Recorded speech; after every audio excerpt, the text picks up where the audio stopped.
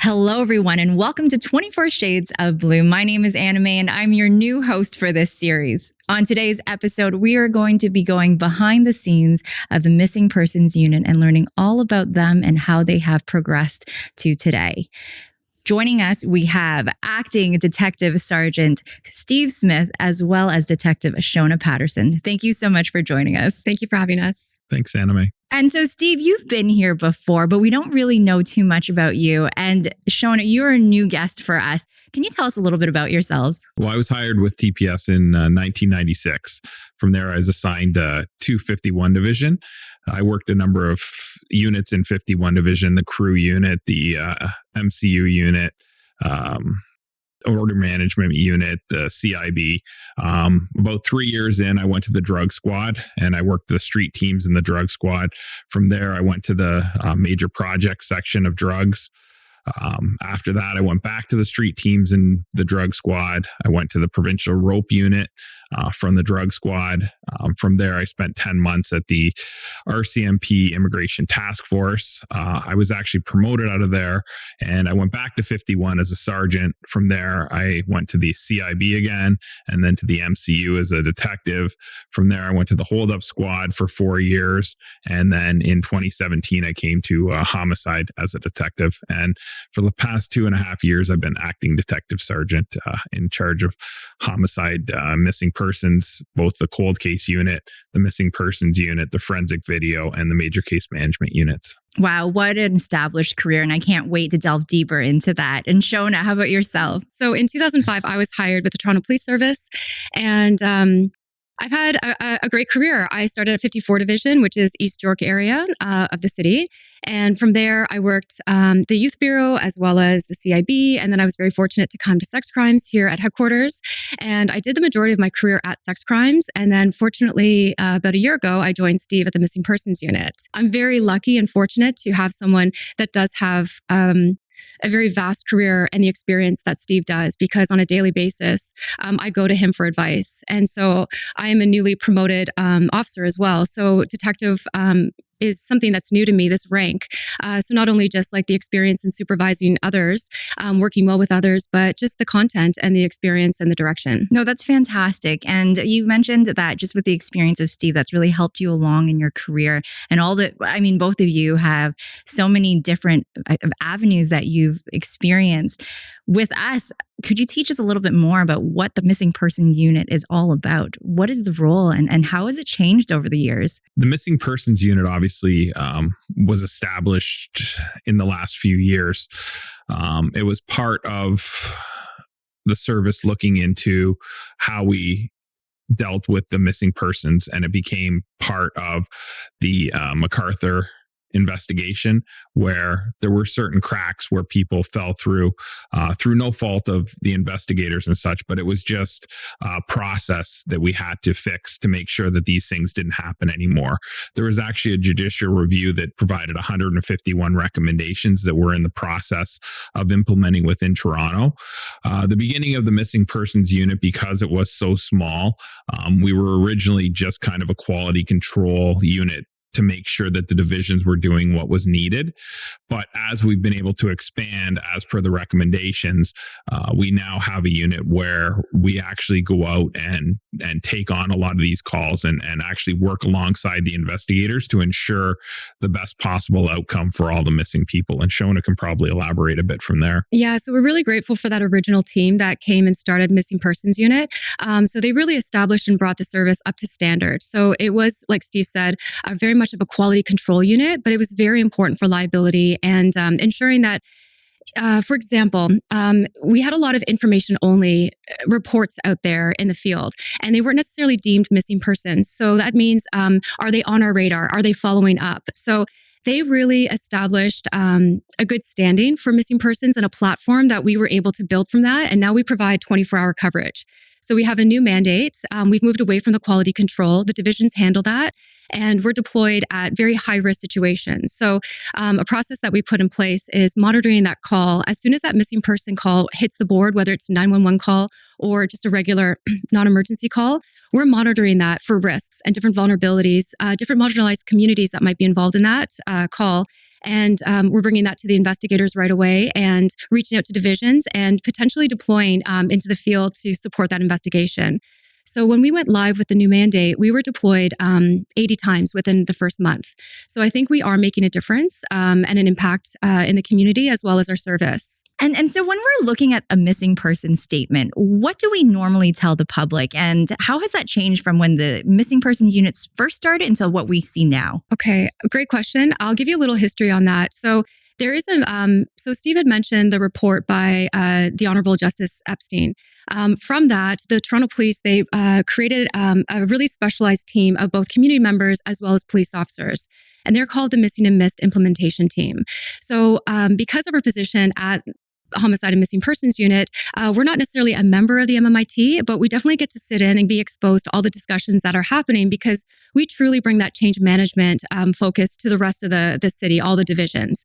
So it's not necessarily one of the recommendations. However, with community members that are involved on the implementation team, they were very open with us and they shared their experiences on they were missing people in the past and how they were impacted personally by media releases, by police. So we took that into consideration and we looked a little deeper and found out, what are we actually asking the public to do? Is it necessary to share all of that person's details? How do we protect their privacy while they're missing? It's such a fine balance. And obviously there's always exception to every single rule. So if there is circumstances that require us to publish more, we will, but those are very rare situations. So in December, we moved forward to only publish the person's first name, and we will no longer publish their gender, their date of birth. And I think there's a few other things that we've left out as well. Like, for example, a lot of times the only picture that we're able to obtain is sometimes a police photo. So we're really hesitant to release something like that, again, to protect that person's privacy. And the idea behind it is that person's going to be found. We're very confident that we will locate that person, and let's put the proper resources in that person's life.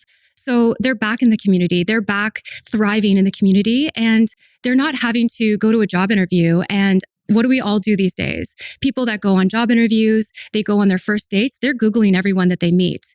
So it's unfortunate and unfair for somebody to walk into an interview and say, and be questioned, why did you go missing in the past? Tell us more about that. That is a very personal experience for that person and has nothing to do with their qualities or what their skill level is for that particular job. So that's just one example of why we moved away from that. And it's something that we're measuring the impact along the way, but we believe that it's the right move. And there's some other services that followed behind us. So we're really happy to see that as well. Yeah. And I mean, the world's changed. Obviously now, once something's published, it's all over the world in seconds. And I mean, there are people out there that will put these things up on their websites and then try to charge to take them down. So if we're providing as little information as possible, but enough information to find this person, that's our goal. It's all things that we've been able to identify and hopefully correct and hopefully make things better for everybody in the public and the public at large. And again, to find people in the best possible condition that we can find them in and as quickly as possible. And it seems like the Toronto Police and especially your unit has been the pioneer in this division of missing persons. So with all of these changes, how has that impacted the rules and the processes that other detectives follow across Canada? Well, that's interesting. We're really fortunate. So part of the Missing and Missed report, it has really shaken up investigators across Canada. And I actually think it's had probably further reach right into the US as well. So we sit on both provincial and national working groups. And that includes officers from across Canada, as well as often from the province of Ontario. So everyone now is taken into consideration, like building best practices, and not only for their particular services, but how do we do this together? So it's a standardized best practice across the nation. And I mean, we really should be the leaders in this with the volume of calls, really every call, but missing persons as well. The volume that we have to be able to show the way for people that may only get a few a year and may not have that experience. We're dealing with this on an everyday basis, not only the ones that we're we're getting. But we have a lot that are cold cases as well. Ones that where people were never found back in the day, or we have unidentified human remains. So we're taking those out and we're applying genetic genealogy to our unidentified human remains to try to give these people back their names. So we have so many of these that it's a process that we have to undertake and hopefully lead for everybody else. So if anyone has a question or they have something that they haven't seen before, they can give us a call and one of our investigators can at least give them some ideas of what we've done in the past. Just one other thing, something that Steve had mentioned is, when we do build relationships and we rely on them across Canada and into the US. So missing persons, as we know, they have no borders. So we really shouldn't be putting up borders with our services that are around us. And whether they border us or they're across Canada and Vancouver, we need to keep that line of communication open. And I think we've been very humble about the approach that we've taken with the 151 recommendations, that we do have really great working relationships with the other services across Ontario. And that's really interesting. You talk about information and keeping transparent across the country and other countries too. So what is this? I've heard of this missing report. What is this missing report? And what do you want the public to know about it? So I think what you might be asking about is the Missing Person Act, the new legislation that allows us to gather more information for the missing person report. So before 2019, we didn't have the ability. We would rely on our partners, such as cell phone companies and banks, to share information with us based on humanitarian compassion. So now we have legislation that's very powerful that allows us to write production orders and search warrants to search for a missing person. Because if we were to say, go to a company and say, we'd really like to obtain their cell phone records, and they say no, that was it, unfortunately. So now we're able to dive a lot deeper and learn about this person along the way and hopefully locate them based on the information we're gathering. Yeah, the Ontario government did a great job in providing us with that because before we didn't have an offense to write to. So if there's not a criminal offense, you don't have the ability to compel people to provide you with information that may help you find a person. So you were relying on the fact that it was exigent circumstances and hoping that people would assist you. But now we have the ability to be able to require companies, and it works for the companies as well, because they would sometimes be like, well, we have to protect the privacy of our people, the people that we're serving. And there's a fine line there between helping to find somebody that's missing and protecting people's privacy. Because not everybody that goes missing, some people go missing because they want to go missing, right? Whatever's happening in their lives at that time, they just want to go somewhere else and start a new life. So you have to be cognizant of that. And this legislation allows us to be able to find the information that we need, protect the company's privacy rights, and be able to make sure that that person is fine. And if they making a different choice in their life and they want to do something else, that's great, as long as they're fine in the fact that they're doing that. Mm-hmm. And I think what you're saying is you're really marrying the privacy and the long-term impact on missing people. And everything that you've said so far, just the procedures, the new procedures that you've implemented, the new government acts that have been enacted, does promote that. So that's fantastic to see how things have iterated. And so when we're looking at iterations and how things have changed, I think the Missing Persons Unit has also implemented a new workshop and a workshop with the unit and the teams. Do you think you can talk a little bit about that? Thank you for asking about it. We're really excited about it. So we're hosting a workshop for the community members that have given their time on the Missing and Missed implementation team. So what we've noticed that we pepper them continuously with police jargon, our procedures, and they're doing such a great job. And I hope that they also realize that we see their vision and we're implementing that in our strategies. However, I think what's missing is that operational piece. Like, how are they, what is their experience responding to missing person calls? We don't have that, and that's lacking. So we want to provide them like a realistic experience. So we've designed 5 different scenarios ranging from a missing child to a missing elderly, people that struggle with different kinds of vulnerabilities. So they're going to be responding to that next Monday, and hopefully we're going to debrief every scenario, and hopefully they'll learn something. And what we also hope, it brings a better idea of like organizational awareness in the sense of like how things actually flow from the very beginning of that call to the very end. Yeah, absolutely. I mean, it's organizational theory versus organizational behavior. And missing persons are so complex and there's so many variables that we have to be able to show the community how difficult some of these investigations can be. But if you have the knowledge and you have the willingness to continue to work these investigations, all of them are solvable. We can bring people back, as I said, in the best possible condition that we can possibly bring them back in. Our goal is to find everybody and find everybody well and make sure that they get any supports that they need, depending on what's going on in their lives. But it's a complexity that really needs to be out there to show how difficult each call and how different each call can be. You mentioned community members, and how do you find these community groups and organizations to participate? And curious if the public, if they are interested, how would they be involved? Well, I understand that they went through quite an intensive interview process to be part of the Missing and Missed implementation team. Steve and I weren't involved in that, but I think they did a couple interviews, and then it's really, you're devoting your time. So every single week we have working groups. Every first Thursday of the month, we have a 3-hour meeting. So it's a lot of time, their personal time that they're giving up to be part of this. As for like the rest of the public, if they are listening to this and they're really interested in something like this, or they have an organization that want to experience something like this, I would suggest please reach out to the Missing Persons unit. And our email is just missingpersons@torontopolice.on.ca. Pretty simple. And express your interest, because there's something that we might be able to design.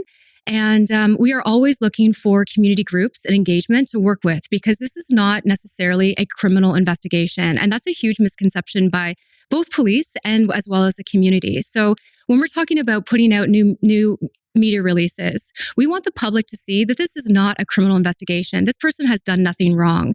And we really rely on our community partners to assist in finding that person.